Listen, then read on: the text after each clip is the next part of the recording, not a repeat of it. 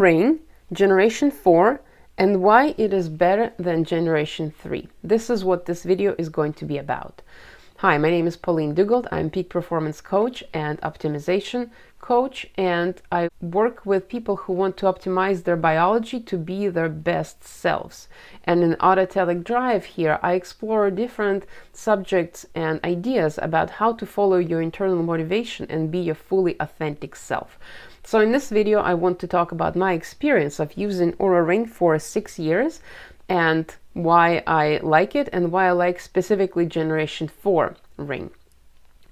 I started using this ring in 2020 when the world shut down and we experienced all kinds of chaos and there was a lot of unpredictability. And since then, I've been using the different versions of that ring to track my progress, to understand my resiliency and how it is progressing over time, and to see what factors affect my performance and my resilience. When I first started, the readings and the information that I was gathering about sleep were very helpful. That was the basis of what that product was designed to do originally, to identify how well the sleep was doing and what was affecting it and how it related to the nervous system status.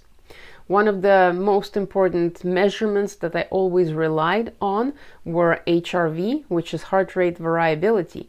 And the reason why I like it so much is because it measures the status of your nervous system. You have two types of nervous systems inside you: rest and digest and fight or flight. And when they are in harmony and in balance, they both coexist harmoniously and both have each own rhythm. And that rhythm shows as a difference between the heartbeats. And so the higher number in HRV, heart rate variability, the higher variability between the heart rates, the healthier you are. The more you're stressed, the more one side of the nervous system will be trying to pressure and push on the other side in order to cause the recovery, and the number of HRV reading will be lower. So that measurement really helps to understand what is happening under the hood. What is happening inside?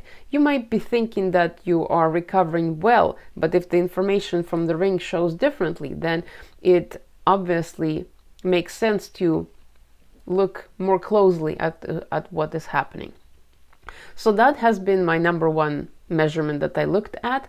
Beside that, of course, I looked at the measurement of the sleep rating, which is how many hours in total I've been asleep, how many hours I was in bed, what was the efficiency, what was the oxygen saturation, things like that. And that was always relatively consistent with how I felt. If I feel bad after sleeping, the measurement is off, of course. And it helped me to understand which days to push more and which days to push less, based on my recovery rating. Also, a really good feature of the ring is the cycle tracking ability. So throughout the month, I can see where in my monthly cycle I am based on the reading. And it has been found that in the later stages of the cycle, women athletes actually are more prone to injuries. So I used that information and applied it to myself and actually noticed that my ability to work out and stay strong actually diminished towards the end of my cycle, and I used that information to prevent injuries in real time so that I would not overextend myself.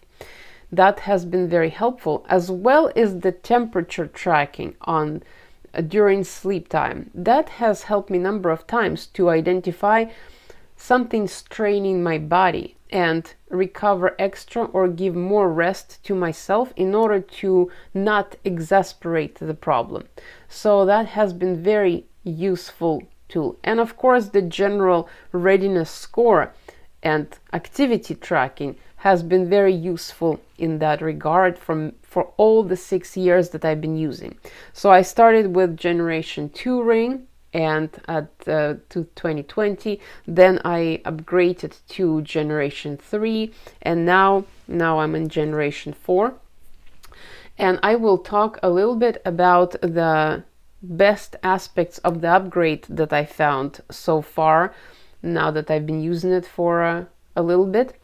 One of the features of the original ring have been these bumps, these raised bumps on the inside that are sensors, and they were required to be there in order to get the data.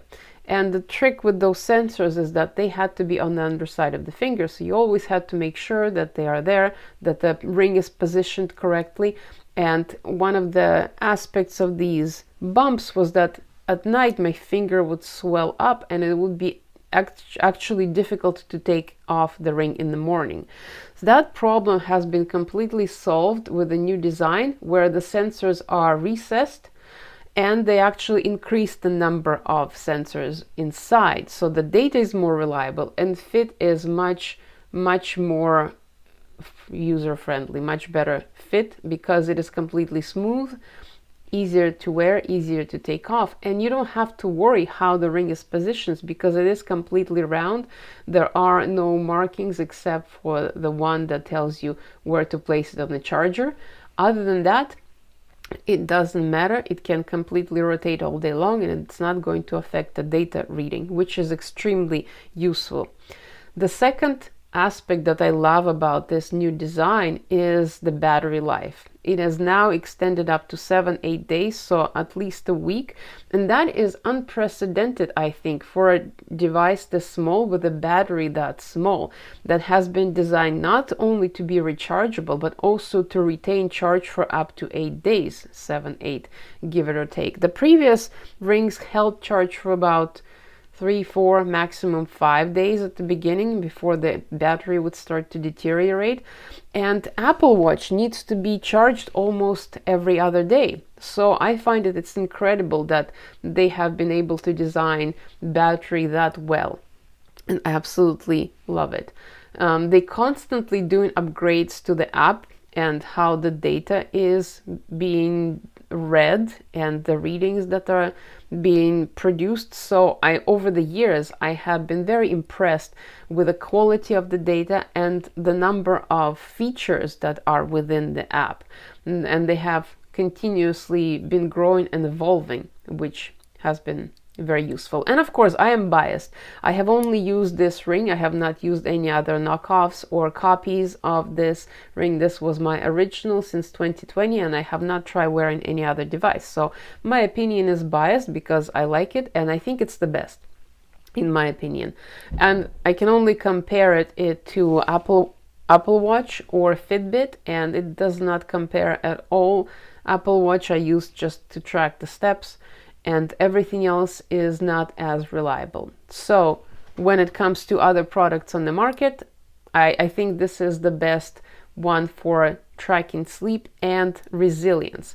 The whole history of the company is that it originated in Finland, where people are very concerned about well-being and their health because they live in a climate which not only is cold, but also has a lot of dark nights during the winter. So you have to be extra aware of where your resilience and recovery and your ability to maintain daily life is. So that device was created to fill a hole in the market because there wasn't anything that specifically measured recovery. And recovery is very important. If you go to the gym and you work out, you need to recover your muscles. But when you're working with your brain, you often don't realize that you need to recover that also.